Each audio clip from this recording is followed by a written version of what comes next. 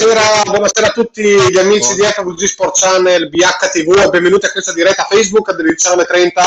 Torniamo come ogni martedì con BH Motorsport. Oggi gli argomenti ne abbiamo perché finalmente la Formula 1 è ripartita con il Gran Premio di Austria. Non dico Svelberg perché mi hanno contestato l'accento, lo lascio dire ai nostri ospiti. In primis salutiamo che resterà con noi in questa diretta il nostro regista Francesco Tonizio. Ciao Checco. No, resto perché mi avete raccontato ci sono delle novità importanti, delle notizie. Sì, ma ne parliamo dopo. No? Salutiamo il commissario di BHTV, Stefano De Marco. Ciao Stefano. Ciao a tutti. E salutiamo l'ospite di oggi, un caro amico del conduttore, il sottoscritto e del commissario Stefano De Marco, un ferrarista fino al midollo. Infatti vi chiederemo a lui i commenti dopo. Qui con noi Luigi Pinosa. Ciao buonasera Luigi. A tutti. No? Buonasera. Ciao Stefano, finalmente siamo ripartiti, ma se uno non ha visto il Gran Premio, non ha visto le prove, dice che ben che siano i Passecons, siamo arrivati secondi, e se uno vede un po' tutto dice ma perché siamo ripartiti? Mamma Da mia, ferraristi, ragazzi, è stato... Sì, è stato cioè, mamma mia, una partenza da paura, il fine settimana siamo partiti con delle prestazioni terribili, parliamo di motori, parliamo di Ferrari, per finire molto bene, per finire tanto bene rispetto a quelle che erano le premesse. Poi ci sono tantissime altre notizie che sono venute fuori in questo fine settimana. Però intanto parliamo del Gran Premio. Tanto abbiamo 35-40 minuti, quindi intanto parliamo del Gran Premio.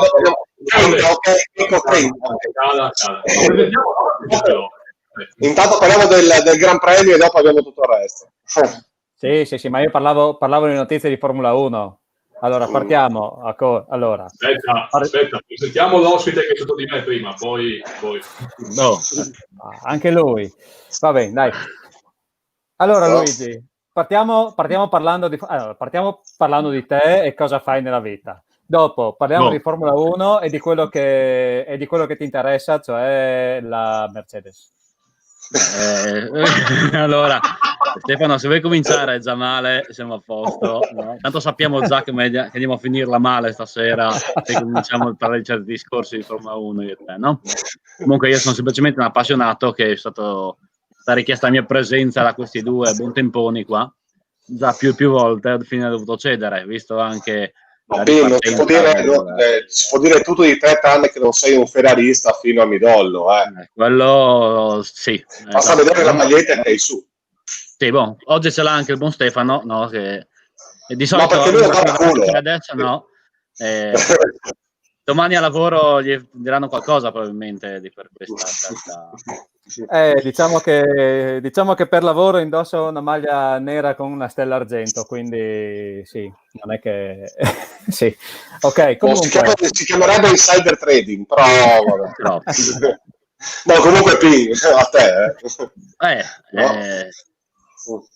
Commento del Gran Premio, da dove cominciamo? Io ti farei una domanda molto semplice. Vista la premessa del team principal Binotto e dei piloti che già avevano messo le mani avanti già giovedì dicendo la macchina non va, il Gran Premio l'abbiamo visto, io non l'ho visto tutto, ammetto, tu sicuramente l'hai visto tutto. Diciamo che è arrivato un podio, un secondo posto, sebbene magari dopo parliamo di Leclerc e dei sorpassi che ha fatto con una Fiat Panda, perché questa è la realtà, un secondo posto insperato che non dico che fa ben sperare, perché che domenica torniamo a correre lì, però veramente insperato per la Ferrari. Assolutamente. Da dove si era partiti, ma fin tanto dalle prove di Barcellona era un risultato questo che sicuramente era insperato. Ci ha dato un sacco di una mano terribile la safety car, che alla fine è quello che ci ha salvato in questo Gran Premio. I problemi della macchina li hanno, diciamo, definiti in 3 punti principali. no? Telaio, motore e aerodinamica. Quello che ci ha salvato nel Gran Premio, essendoci il safety car, l'aerodinamica, che con la ripartenza del safety car, tutti vicini, DRS, apri l'ala e vai più veloce, perché già dal venerdì le velocità massime della Ferrari erano imbarazzanti rispetto a quello dell'anno scorso, no? E lì quella questione del motore e delle varie decisioni prese dalla FIA durante l'inverno e dalla Ferrari, che si è costituita, diciamo, senza dover dire che cosa ha fatto il motore, sicuramente lo paghiamo, poco da fare. Però vorrei farvi una domanda, perché a fine Gran Premio, anzi già da sabato, Toto Wolff ha fatto abbastanza allusioni su l'inchiesta chiusa fra Ferrari e FIA in maniera molto bonaria, senza dare comunicazione sotto banco. Però è anche vero che il motore, il Ferrari Evo 3, pomo della discordia in federazione, è arrivato a Spa. Cioè, il secondo che ha preso rispetto all'anno scorso al Zellberg non era con quel motore lì. No, difatti, quindi la cosa forse più grave. Si parla tanto di trazione, di quello che è stata adesso la ripartenza dalle curve, perché se si vedono i grafici sia delle qualifiche che delle prove libere, soprattutto le qualifiche dove abbiamo perso 9 decimi rispetto all'anno scorso, quindi non briciole, si vede come in partenza da curve lente, Zellweger che ce n'è 3 alla fine, e non ci siamo stati neanche per un po', no? C'è stato un ritardo incredibile. Quindi quello più il fatto appunto del telaio, che da tutti si dice che la trasmissione era stata alleggerita per appunto perdere peso, e quello ci sta portando un retrotreno che è assolutamente ingestibile. No? Sono i piloti che si lamentano continuamente che la macchina non sta in pista. Vettel ha detto: fortuna che mi sono girato una volta sola, non 5.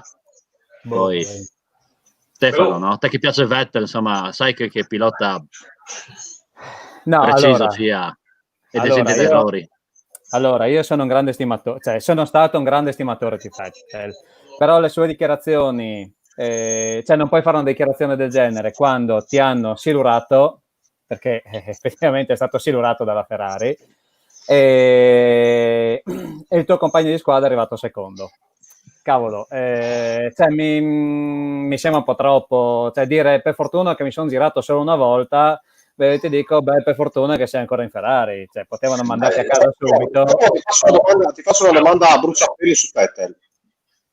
La Ferrari ha fatto bene a tenerlo quest'anno, dopo che ha dichiarato che è l'ultimo campione, è l'ultima stagione in Ferrari, perché ha già presentato Sainz per il prossimo anno. Non è forse anche le dichiarazioni che ha fatto che Leclerc non ce l'avrà vita facile con me, perché così, perché là, forse non è deleterio per la scuderia Ferrari avere un campione, perché Vettel, parliamoci chiaro, 4 volte campione, in Ferrari ha perso 2 mondiali per colpa sua, questo l'abbiamo sempre detto, però tenerlo quest'anno in un campionato post-Covid breve come questo, non è forse sbagliato, secondo te? Ti faccio una domanda, Ma secondo me non è sbagliato, perché comunque hai in squadra un campione del mondo, un pluricampione del mondo. Ricordiamoci come nelle solite chiacchiere da bar, grandissimo Schumacher, è arrivato in Ferrari da campione del mondo e ha fatto grandi cose. Bravissimo Vettel, non tanto bravissimo, è arrivato in Ferrari da campione del mondo e non è riuscito a cavarne un ragno dal buco. Schumacher è arrivato in Ferrari dopo 2 mondiali, Vettel è arrivato in Ferrari con 4 mondiali vinti. Quindi lui diciamo che è arrivato pensando magari di trovare una stazione totalmente diversa, trovare una macchina totalmente diversa, trovare una squadra già completa come lo era sostanzialmente la Mercedes.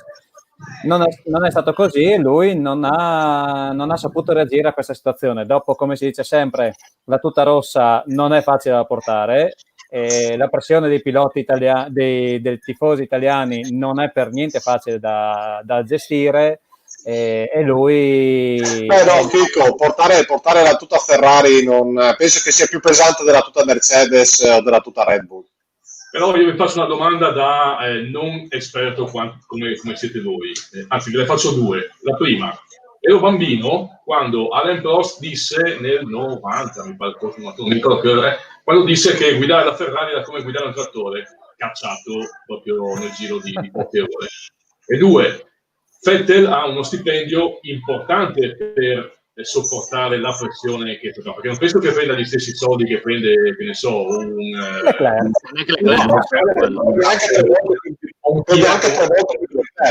Sì. Cioè, dovrebbe essere un po' strutturato anche per sopportare quella pressione. Rispondetemi voi. Ma io volevo sentire il PIN su Vettel, sicuramente. so che... Diciamo che il discorso di Vettel che ha sempre vinto partendo primo, arrivando primo, facendo le gare in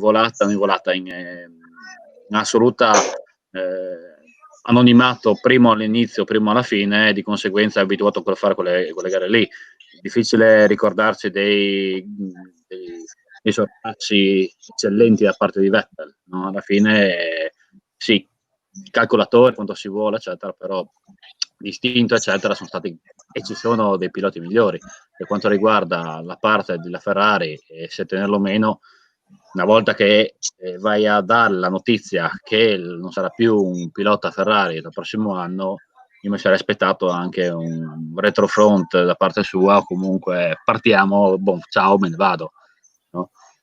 Ovvio che, o comunque da parte della Ferrari, ormai che butta via quei milioni di euro per tenerlo, tengo a fare qualcos'altro, qualcuno più però pronto. Ho una domanda a questo punto. Può anche darsi che nella sua testa dica, vabbè, se mi avessero sostituito con Hamilton o con Ricciardo, per dire un nome a caso, poteva anche darsi. Lo hanno sostituito con Sainz, che no, l'hanno sostituito con Leclerc però, Checo. Cioè, la prima guida Ferrari sarà Charles Leclerc, non sarà Carlos Sainz. Quindi Vettel è stato sostituito da Leclerc e hanno affiancato uno scudiero come potrebbe essere Carlos Sainz, come era ai tempi Massa, Barrichello, Raikkonen, mondiale. Nelle tempistiche è strano, prima di cominciare la stagione tu già dici al tuo pilota che non sarà più il pilota della Ferrari, quando normalmente lo vai a fare a settembre, è finito Monza, tendenzialmente fatto Monza, come è successo per Raikkonen, che l'ha saputo il venerdì, tempistica anche quella totalmente assurda, prima di cominciare la Gran Premio hanno detto guarda che il prossimo anno sei a casa, no? Però ragazzi, diciamo che per lui è stato anche... Allora, diciamo che Vettel si è autosostituito lo scorso anno. Non ha sopportato la pressione di un Leclerc che è stato spaziale l'anno scorso. Quest'anno speriamo si ripeta, insomma, nelle poche gare.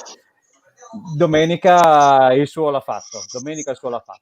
Ci troviamo a delle dichiarazioni di Vettel quando gli è stato detto insomma che non gli sarebbe stato rinnovato il contratto e sarebbe arrivato Sainz, che ha detto Vettel ha detto voglio vincere un mondiale con la Ferrari e quest'anno è l'ultimo anno che posso farlo.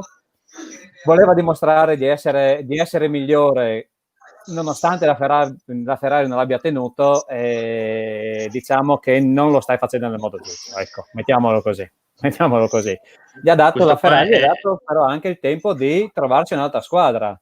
E lui tanti contatti ha avuto, io sinceramente ho ancora in mente il fatto che prima o dopo lui arriverà alla corte di Toto Wolff, io ne sono più che convinto. Per ora non è ancora successo e se continua così Toto Wolff potrà fare il diavolo a 4 ma la Mercedes non lo porterà a casa. Ma allora Radio Mercato, Stefano, al momento puntano su un ritiro momentaneo di Sebastian Vettel dalla Formula 1. Anche questo è le voci che girano, non ce ne sono alla fine, no? Girandola un po', no? Sì, no, anche perché non penso che un 4 volte campione del mondo come Sebastian Vettel vada a correre con la Williams, per dire un nome a caso. Cioè, ragazzi, avevamo contatti con la Mercedes, contatti con la McLaren. Cioè, ad un certo punto si dava praticamente già per seduto in McLaren. Sì, parlavano dello scambio Vettel-Sainz. Esatto, esattamente. Però Toto Wolff ha detto un tedesco su una macchina tedesca è un gran colpo di mercato. Questo è quello che ha detto Toto Wolff. E io... ma Toto Wolff ne dice tante, non è stupido Toto Wolff. Non è stupido. Tante, però... Pin, ti do una provocazione, ti sparo una provocazione che è uscita ieri sera durante BH Club, perché siccome non volevamo alla fine continuare a bestemmiare sul rigore al 97esimo di Ziegler, sì, esatto, siamo finiti a parlare un attimo del Gran Premio e Davide Michalic, il direttore che salutiamo, ha detto una provocazione e io ve la digiro a voi. Avendo in Ferrari un Vettel che a detta di un po' di tutti, l'abbiamo detto anche noi un attimo fa, in scadenza di contratto non rinnovato, che potrebbe alla lunga diventare controproducente, non era meglio forse prescindere e dare una promozione al figlio di Schumacher che è nella Ferrari Drive Academy in Formula 2? Provocazione, sicuramente poteva essere un ottimo colpo il discorso di portare su Mick, ma sinceramente non so quanto potrebbe essere producente, nel senso che comunque Sainz dalla sua ha una certa esperienza. Mick ancora ha fatto un anno insieme alla Formula 2. Parliamo di quest'anno, parliamo di questo campionato. Di quest'anno? Poteva essere una soluzione. Provare, ma alla fine non costava niente, era già lì. Non faceva campionato Formula 2, li faccio fare il Formula 1. Sicuramente carte di regola ce le ha, già fatto 2 anni, un anno in Formula 3, l'anno scorso in Formula 2. Non è il risultato proprio il massimo. Non è... Fatto, cose assurde, però insomma, non mi pare. Sì, mi pare. Stefano, dicevi, scusami? Secondo me passare da una formula minore, cioè una formula leggermente sotto alla Formula 1, perché passare da una Formula 2 a una Formula 1 non è per niente facile, portarlo così mezzo anno per dopo risbatterlo in Formula 2, secondo me non sarebbe stato positivo per lui. 1 perché avrebbe preso un sacco di bastonate, 2 perché dopo in Formula 2 ma dopo in Formula 2 come ti muovi? Non è, ripassare a una formula inferiore non è semplice.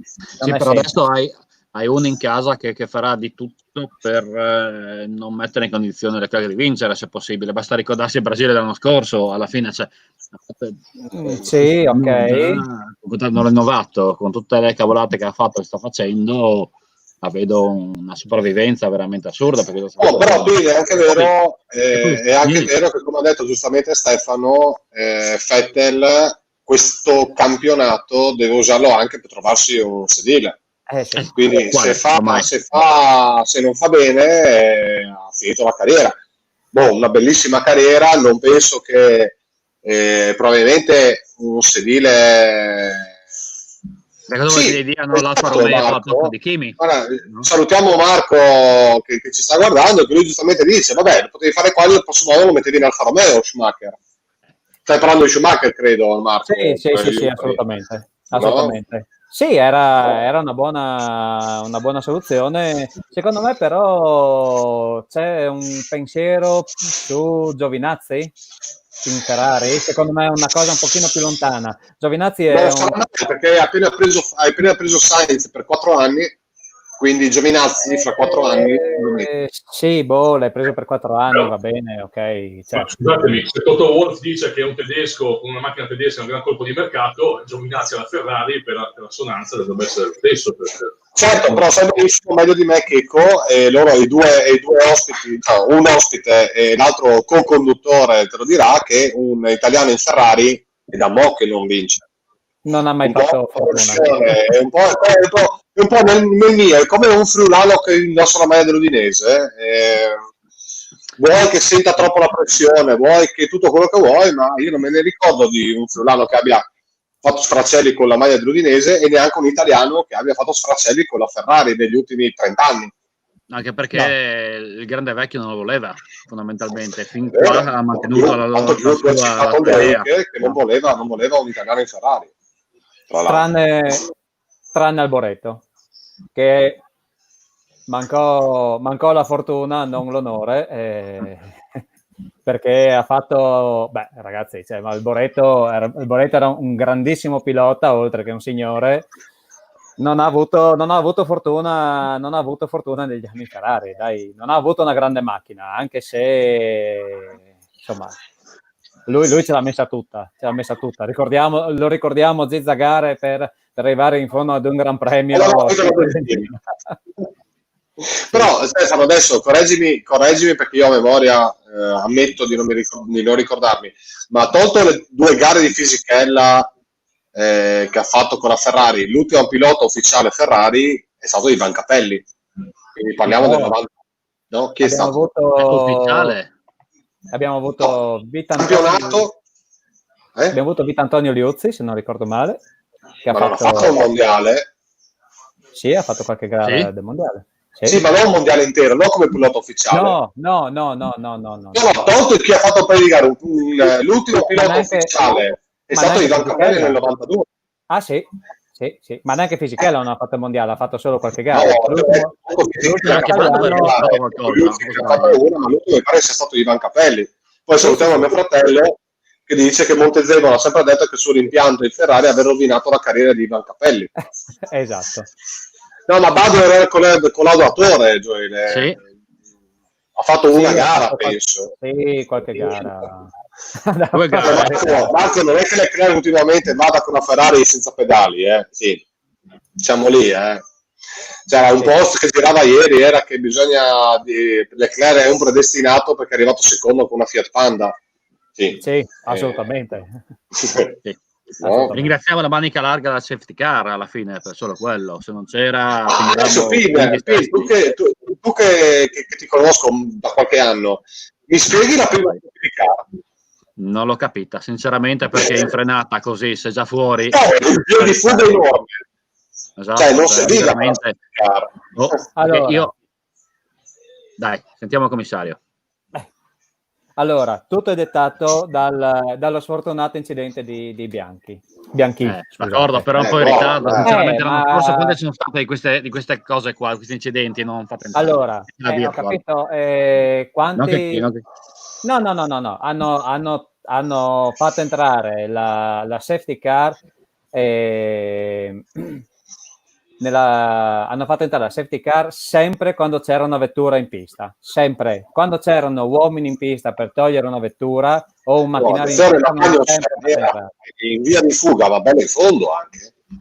Ma non c'entra, cioè anche Bianchi era su un rettilineo, ragazzi, cioè, sì, ma Stefano, no, adesso è quella grandissima cavolata, non prendere di peggio della virtual safety car, no? In un gran premio come quello dell'Austria l'hai voluta fare, in pochissimi erano d'accordo, usa quella, se proprio, che già lì ci sarà da discutere non poco sulla sua applicazione e sul funzionamento, soprattutto perché poi ogni volta che si è vista... Io adesso chiedo al commissario, visto che forse è l'unico che può parlare in questo, che sulla virtual safety car ci sono 1000 lotte interne in federazione per l'applicabilità della virtual safety car, che a detta di tutti è basta, insomma, evitiamola perché non si riesce bene a capire come gestirla. È un po' come la corazzata Pucchionchi, insomma, una cagata esatto. Diciamocelo, sì. O hai uno davanti che fa il passo, oppure la virtual safety car, dopo alcuni è un po' come le bandiere, cioè Hamilton ha detto prima c'era la bandiera, prima c'era la luce verde, dopo c'è stata la bandiera gialla, io ho visto una, non ho visto l'altra. Le cose virtuali vanno bene, c'è meno rischio per tutti, però non sono sempre applicabili al 100%, non sono sempre utili al 100%. Diciamo che il nuovo format statunitense della Formula 1 prevede molte safety car per lo spettacolo. Esatto. Come un po' la Formula Indy, che qualunque incidente, anche se uno deve andare in bagno, viene messa la safety car. Esatto. Detto che se non c'erano 3 safety car, come ha detto Luigi prima, la Ferrari non sarebbe mai arrivata a seconda. No, anche per idea, anche perché, diciamo, parlando delle safety car, anche della durata di queste safety car, perché quello di ritiro di Kimi, no? In pieno rettilineo posso anche essere d'accordo. Gli altri due, sinceramente, in un giro, ok, che dura poco, però c'è la safety car, quindi un giro che entra safety car, un giro di 3 safety car, il terzo che si sdoppiano e liberi di partire, no? Sono durate un'eternità. No, ma aspetta, tu sai, e adesso chiedo a Stefano conferma. No, ragazzi, provocazione mia, non è che la safety car serve invece per creare un po' di spettacolo, perché altrimenti la Mercedes è quello che sostiene, scusami, di qua, è quello che sostiene questo qua, l'angolo in basso a destra, no? In basso a sinistra, scusa, no? Perché a parte come hai detto tu, adesso la domanda la giro a Stefano, ok, l'Austria ha un giro di 1 minuto e poco più, però che entri a safety car, che la gente si sdoppi, che venga rifatta la fila e che ripartano, passano 6 giri. È un metodo molto, cioè è una cosa molto macchinosa, la safety car, e fa perdere moltissimo tempo e soprattutto crea anche problemi alle vetture, oltre che ai piloti che si surriscaldano anche loro. Sì. Però sì, questo nuovo format dovremmo abituarci. Non è giustissimo, se vogliamo quindi vedere. Tu dici che la FIA userà molto di più la safety car rispetto agli altri anni, Stefano? Sì, assolutamente sì. A parte si vogliono evitare tutte le possibilità di pericolo, qualsiasi situazione di pericolo si possa formare durante una gara, è priorità della FIA evitarli in qualche modo, e la safety car è uno dei metodi più efficaci, a quanto pare, insomma, perché rallenti tutti, blocchi tutto, ricompatti il gruppo e dopo, diciamocelo, sì, dà spettacolo, perché ricompatti un gruppo che dopo ridarà spettacolo. Vengono azzerati tutti i lavori, esatto. E si riporta da zero. Adesso ti faccio una provocazione, tu che mi permetto di dirlo, ex pilota, ex navigatore, adesso commissario, ma ti ho detto che la safety car, comunque la linea della FIA è quella di evitare i pericoli per la corsa, ma non è di per sé il pericolo che fa parte della corsa. È una bellissima domanda.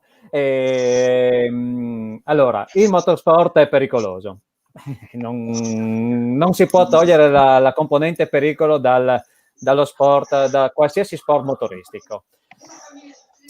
La FIA sta cercando in ogni modo di limitare questo pericolo, di evitare qualsiasi situazione. Quindi se non lo puoi togliere,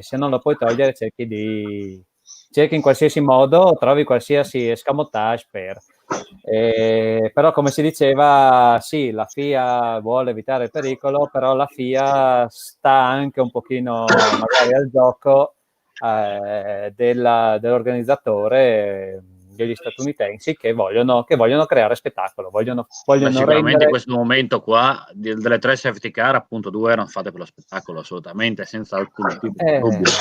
Gli anni scorsi mai più l'avremmo viste, probabilmente eravamo a parlare di un Gran Premio assolutamente noioso, con davanti Hamilton sicuramente, perché senza safety car non avrebbe provocazione a tutti e due, a tutti e tre, anzi, è un bene o un male secondo voi l'uso indiscriminato della safety car per chi è a casa che guarda il Gran Premio?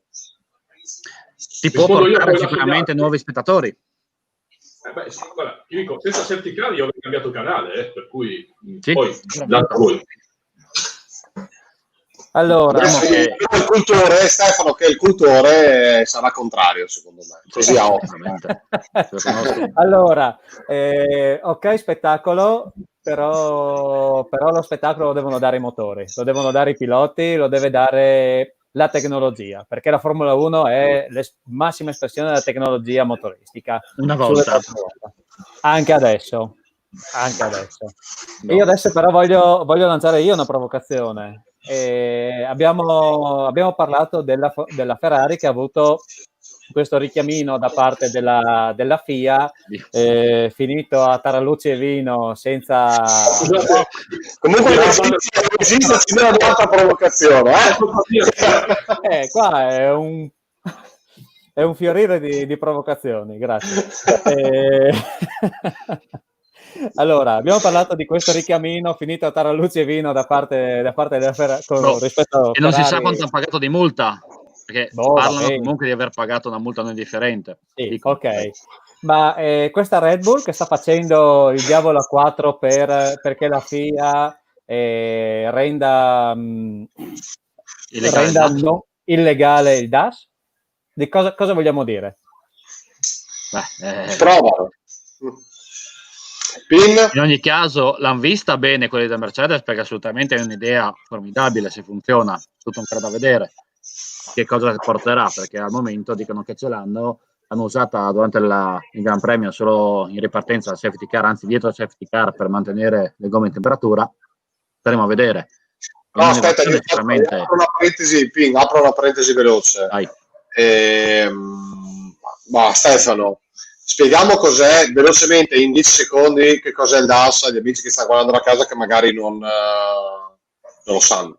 Allora, in modo molto, molto breve, il DAS è un sistema che ha inventato la Mercedes. Praticamente cambia quella che è l'incidenza delle ruote, cioè quello che è l'angolo. Aspetta, vediamo.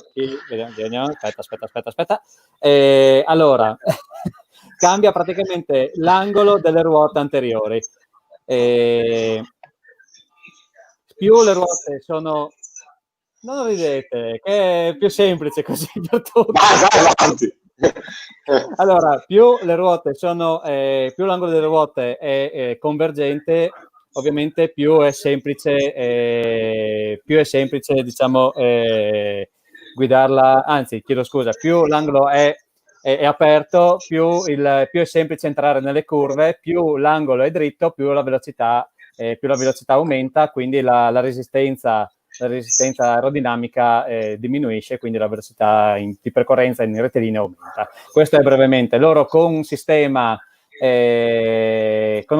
praticamente comandato dal volante, dal piantone del volante, cambiano l'incidenza, cambiano la geometria delle ruote, variando questo angolo delle ruote anteriori.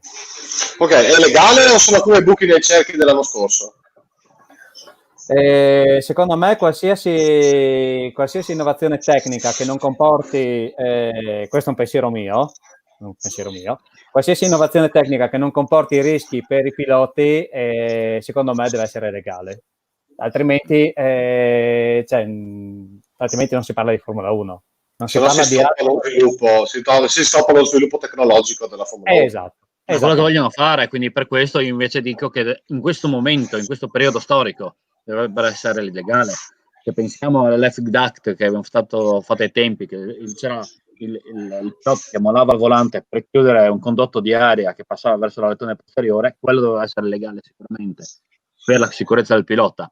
In questo momento il DAS dovrebbe essere assolutamente legale per me, se non con questi regolamenti.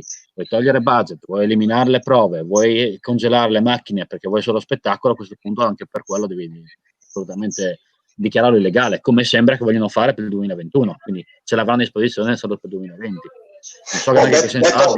Detto che dal 2022 parleremo di un'altra Formula 1, perché come direbbero i veri, due to Covid, per colpa del Covid, l'aggiornamento, anzi la rivoluzione della Formula 1 non sarà 2021, ma è stata postipata al 2022. Esatto.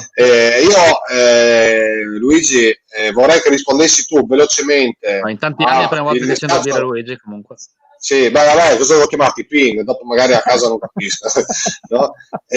Al messaggio di Marcone che vuole un commento su questa Mercedes 2019 vestita di rosa, della Mercedes clienti che... Sì, praticamente il signor, come si chiama, il papà Stroll, sì. No? Stroll. Si è comprato questa squadra.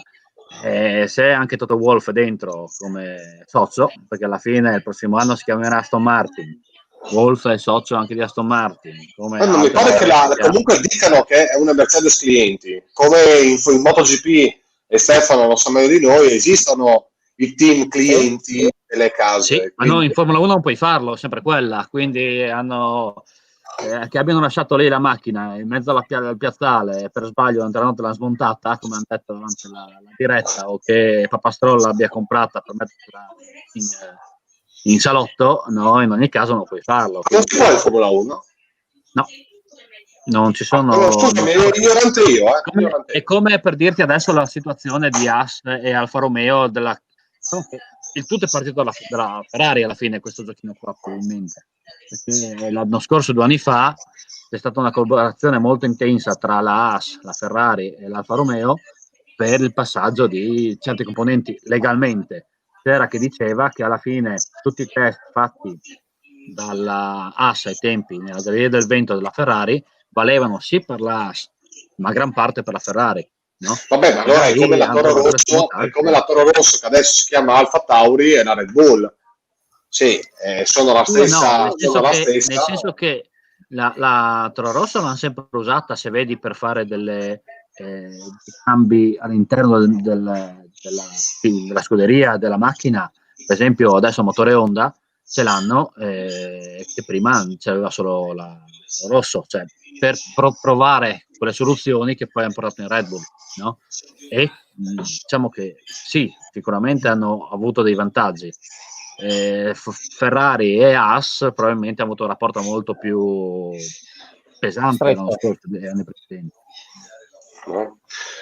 Quindi siccome abbiamo già sforato di 7 minuti da quello che avevamo come show, insomma non c'è niente di strano però c'è una cosa, una breaking news dell'ultimo momento, la quale annuncia di un incredibile quanto inaspettato rientro dopo l'addio alla Formula 1 di un Fernando Alonso alla Renault al posto di Daniel Ricciardo, che avrà un so che di incredibile, visto che comunque Alonso aveva dato l'addio alla Formula 1, ha cominciato a fare 24 ore di Le Mans, la Dakar, la Formula Indy, Indianapolis, e così, come un fulmine a ciel sereno, questa mattina è uscita questa notizia confermata e smentita allo stesso momento, però confermata da più parti, ma smentita dai diretti interessati, e noi giornalisticamente parlando sappiamo benissimo che se i diretti interessati smentiscono, è vero,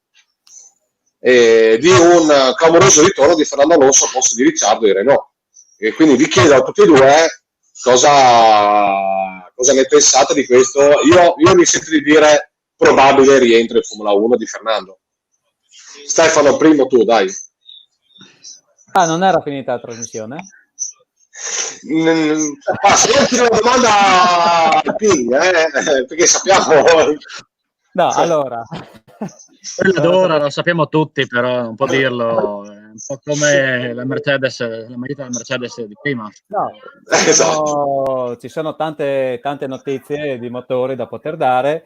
Parliamo di Fernando Alonso. Allora, Fernando Alonso, un campione del mondo, quindi è giusto che rientri nel circus, è giusto che gli venga dato un sedile, se c'è la possibilità. Sì, io credo poco a questi rientri. Abbiamo avuto un rientro abbiamo visto negli anni tanti rientri dopo anni di inattività in Formula 1,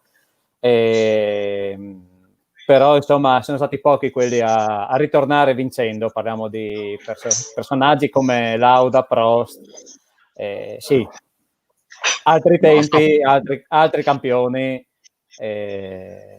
Quindi non credo che Fernando Alonso, cioè, bene per il pubblico, bene per lo spettacolo, gli auguro tutto il bene che si può augurare ad una persona che rientra in Formula 1. Tipo Kubica, come dice Checco, non è che Esatto. ha avuto anche una macchina, cioè se ci lamentiamo della Ferrari a pedali, Cavolo. Qualche problema fisico in più rispetto a Alonso, che esatto, ha creato qualche difficoltà. Sì, assolutamente. Cosa ne pensi di questo? Ormai non mi sento neanche di dire probabile, cioè quasi sicuro rientro di Alonso in Formula 1. Non la capisco se non in una, diciamo, una questione pubblicitaria, comunque di marketing, perché ok che Alonso comunque è sempre stato in attività, però si è bruciato pesantemente la Honda dando diverse opinioni sul motore GP2 durante le gare dell'ultima stagione. Quindi non l'hanno fatto correre col motore Honda alla 500 milioni di Indianapolis, ha avuto trovarsi il motore Chevrolet. Comunque è stato in attività perché si è fatto un po' di gare, un po' di cose. Sicuramente l'uomo non è... Però non è la Formula 1. No, sicuramente. Però l'uomo non credo che si sia raggiunito nel frattempo, no? Sicuramente quando ha vinto i mondiali aveva una macchina diversa, no? Perché la Renault ai tempi con buon Piquet, no? Ricordiamo Singapore, non mi ricordo neanche più l'anno, no. E in Ferrari anche lui ha avuto qualche problema abbastanza evidente. Non eravamo mai stati in grado di dargli una macchina per vincere, però insomma era anche vicino a vincere anche lui un mondiale che dopo ha vinto Vettel, facendo la corsa il maledetto Brasile.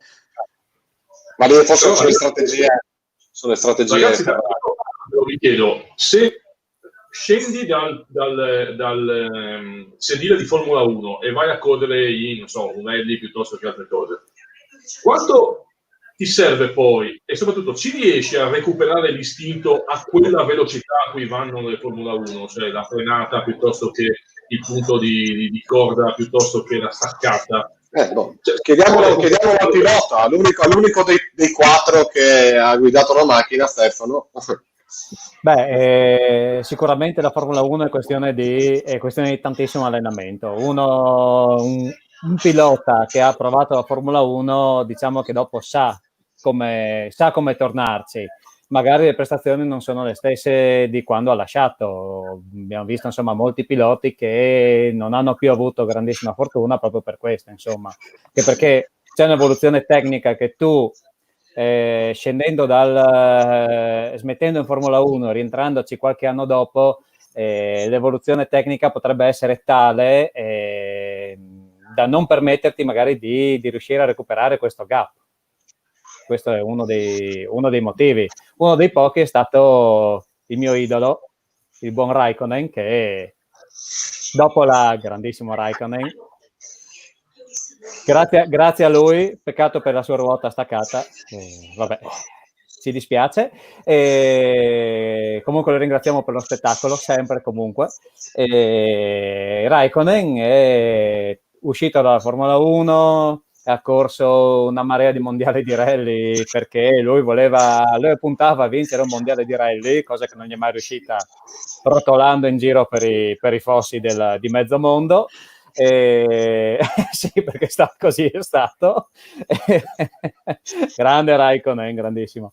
È tornato e ha vinto in Ferrari. Marco, non è vero. Non beve, no. C'è la storia di Raikkonen, diceva che si è fatto un gran premio praticamente ubriaco, leggenda. Vabbè, succede, dai, no? Vabbè, dai, non ti sta un chilometro quando si vede. Infatti, io avrò raggiunto il mio apice da conduttore quando potrò avere Raikkonen ospite con noi in studio al BH Pub a spese del direttore. Ma secondo me abbiamo anche argomenti buoni per convincerlo Esatto, anche secondo me.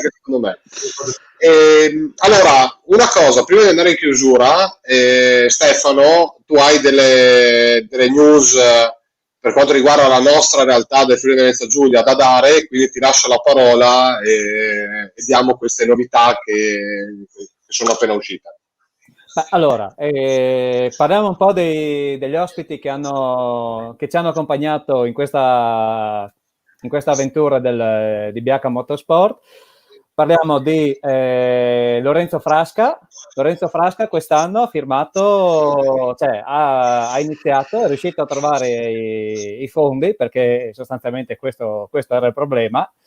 È riuscito a trovare i fondi per iniziare un campionato Sport Production con l'Aprilia, con 254 tempi, un campionato che si svolge in coda al campionato italiano di velocità. Quindi tantissimi auguri al nostro grande piccolo Lorenzo, gli auguriamo tantissima fortuna, speriamo ci ricordi di noi quando deve salutare. Ci ricordiamo noi di lui, no? Che andiamo a prendere. Certo.